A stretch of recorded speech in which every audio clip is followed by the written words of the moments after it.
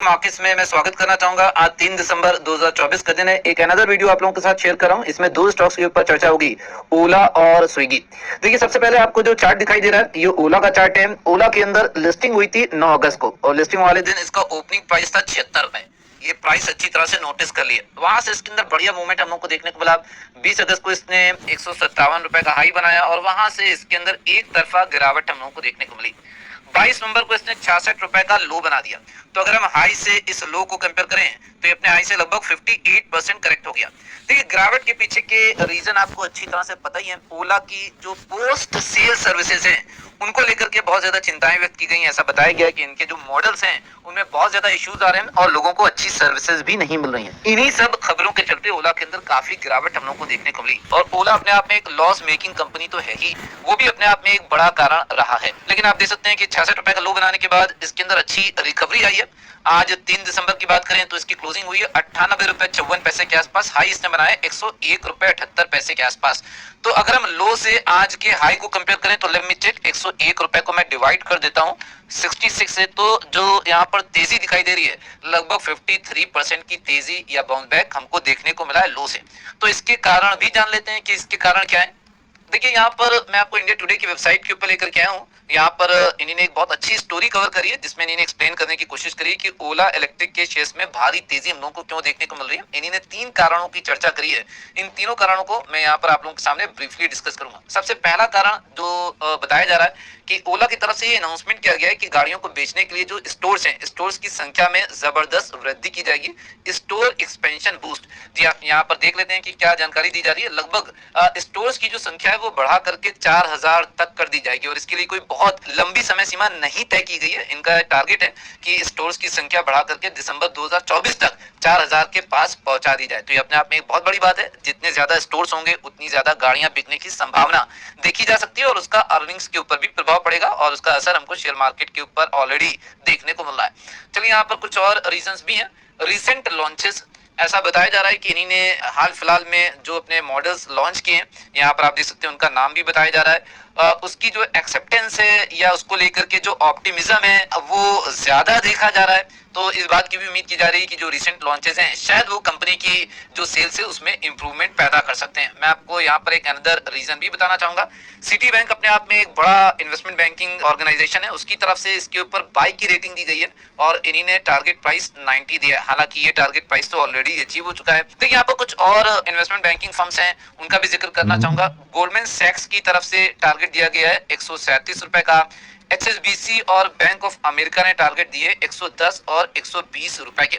तो काफी अच्छे टारगेट्स भी दिए जा रहे हैं बड़े बड़े इन्वेस्टमेंट बैंकिंग फर्म्स के माध्यम से। तो ये कुछ प्रमुख कारण हैं जिसके चलते ओला इलेक्ट्रिक में भरपूर तेजी देखने को मिल रही है। तो चार्ट को मैं ऑलरेडी आप लोगों के सामने प्रेजेंट कर चुका हूं। यहाँ पर एक और बात आप लोगों की नॉलेज में लाना चाहूंगा। यहाँ पर आप ये जो पर्पल कलर की लाइन देख रहे हैं जिसको मैं जिगजैग करके हाईलाइट कर रहा हूँ, ये 50 डेज का एक्सपोनेंशियल मूविंग एवरेज है और ये कैलकुलेट होकर क्या रहा है 88 रुपए के आसपास।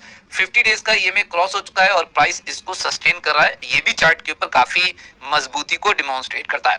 चलिए, आगे बढ़ूंगा मैं और अब स्विगी के ऊपर आप लोगों के साथ बातचीत करना चाहूंगा। स्विगी के ऊपर चर्चा स्टार्ट करने, लिस्टिंग का प्राइस था 420 रुपए। उस दिन अच्छा मूवमेंट देखने को मिला। उसी दिन इसने लो बनाया था 391 रुपए का। उसके अगले दिन 14 नवंबर को इसने 489 रुपए का हाई बनाया। इसको आप अच्छी तरह से नोट करिएगा क्योंकि इसी के आसपास इसने आज लो बनाया। तो 489 रुपए का हाई 14 नवंबर को, इसको नोट करके रखिएगा। वहां से इसके अंदर करेक्शन, 21 नवंबर को इसने 402 रुपए का लो बनाया। जब ये 402 रुपए का लो बना रहा था तो अगर आप गौर करिए इसके अंदर हमको एक राउंडिंग बॉटम बनता हुआ दिखाई दिया था। ये पैटर्न काफी बढ़िया होता है कि कोई स्टॉक करेक्ट हो, करेक्ट होने के बाद एक राउंडिंग बॉटम बना करके बाउंस बैक करे। ये अपने आप में एक अच्छी स्विंग ट्रेडिंग की या शॉर्ट टर्म पोजीशन बनाने की अपॉर्चुनिटी होती है। तो इसने अच्छी अपॉर्चुनिटी दी हम लोग को। वहां से आप देख सकते हैं ये राइज करता हुआ आया है। आज की बात करें तो आज 3 दिसंबर है। आज इसके अंदर काफी ज्यादा मूवमेंट देखने को मिला, जैसे कि आप कैंडल से भी देख पा रहे हैं। आज इसने हाई बना दिया 541 रुपए 95 पैसे का, यानी कि लगभग 542 का लेवल, और इसने लो बनाया 486 रुपए का। काफी बड़ी रेंज में ट्रेड हुआ है, काफी ज्यादा वोलेटिलिटी भी रही है। लेकिन अगर हम ओपनिंग और क्लोजिंग प्राइस देखें तो ओपनिंग हुई थी 505 रुपए के आसपास और क्लोजिंग हुई 501 रुपए के आसपास। तो ओपनिंग से थोड़ा नीचे जाकर के ही क्लोजिंग हुई है। तो सवाल ये उठता है कि जब ये 542 के लेवल तक पहुंच गया तो ऐसा क्या हुआ कि इसके अंदर फिर हमको काफी नीचे क्लोजिंग देखना पड़ी।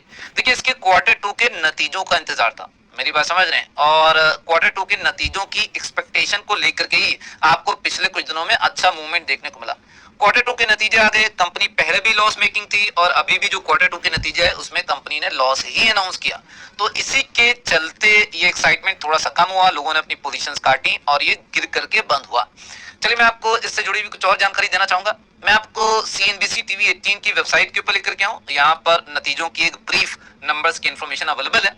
एक साल पहले की बात है, यहाँ पर क्वार्टर टू में जो लॉस बताया जा रहा है 657 करोड़ रुपए का, और अभी 2024 में जो क्वार्टर टू के नतीजे आए उसमें लॉस है 625 करोड़ रुपए का। तो लॉस 657 करोड़ से घट करके 625 करोड़ हो गया। लेकिन सवाल यह है कि पहले भी लॉस था और अभी भी लॉस है, हालांकि लॉस थोड़ा सा कम जरूर हुआ है। यहाँ पर मैं आपको रेवेन्यू के नंबर भी दिखाना चाहूंगा। पहले रेवेन्यू क्वार्टर टू में 2763 करोड़ रुपए था और अब रेवेन्यू बढ़कर के 3601 करोड़ रुपए हो गया। इस बात को नोटिस करने वाला है कि रेवेन्यू काफी बढ़ गया है लेकिन लॉस वहीं का वहीं खड़ा है। ये भी अपने आप में काफी अच्छी बात है। तो हमें पॉजिटिव नोट के ऊपर ही नतीजों को देखना चाहिए। और अब मैं आपको मिंट न्यूज़पेपर की वेबसाइट के ऊपर लेकर के आऊं। यहाँ पर कुछ बड़ी फाइनेंशियल मार्केट ऑर्गेनाइजेशंस के माध्यम से हमको टारगेट दिए जा रहे हैं, वो टारगेट्स मैं आप लोगों के साथ शेयर करना चाहूंगा। यहाँ पर पहली इंफॉर्मेशन जो दी जा रही है आप देख सकते हैं एक्सिस सिक्योरिटीज की तरफ से दी जा रही है। इन्हीं ने कहा है कि 488 रुपए के आसपास हमको राउंडिंग बॉटम देखने को मिला है। जब राउंडिंग बॉटम बनता है तो वहां से ये एजम्पशन ली जा सकती है कि शायद स्टॉक बॉटम आउट हो चुका हो। इन्हीं ने कहा है कि अगर फर्दर मूवमेंट आता है, फर्दर गेन्स देखने को मिलते हैं तो हमें 560, 585 और 600 रुपए तक के लेवल्स भी देखने को मिल सकते हैं। और इन्हीं ने कहा है कि सपोर्ट जोन की बात करें तो 460 से 465 रुपए के आसपास हमको सपोर्ट मिलना चाहिए। ठीक है जी।